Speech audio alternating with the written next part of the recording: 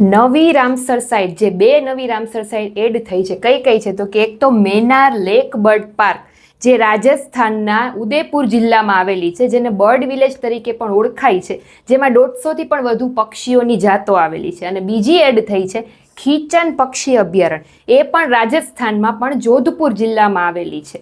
અને 1988માં ખીચન પક્ષી અભયારણ્યને સંરક્ષિત અભયારણ્ય તરીકે પણ જાહેર કરવામાં આવેલું હતું, જેને હવે નવી રામસર સાઇટ તરીકે જાહેર કરી છે. તો આ બે નવી રામસર સાઇટ એડ થઈ છે. હવે રામસર સાઇટ વિશે થોડા ઘણા આપણે ક્વેશ્ચન છે જોઈએ કે વિશ્વની સૌથી મોટી રામસર સાઇટ કઈ છે, તો એમાં આવશે રિયો નેગ્રો, બ્રાઝિલમાં આવેલી છે, જે 1,20,000 ચોરસ કિલોમીટર જેનો વિસ્તાર છે.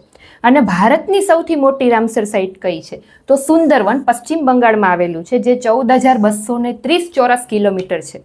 ભારતની સૌથી નાની રામસર સાઇટ કઈ છે, તો કે રેણુકા, જે હિમાચલ પ્રદેશમાં આવેલું છે અને જેનો વિસ્તાર છે 20 હેક્ટર. ત્યાર પછી ભારતની પ્રથમ રામસર સાઇટ કઈ છે, તો એમાં આવશે ચિલ્કા, ઓડિશામાં આવેલી છે, અને કેવલાદેવ, જે રાજસ્થાનમાં આવેલું છે.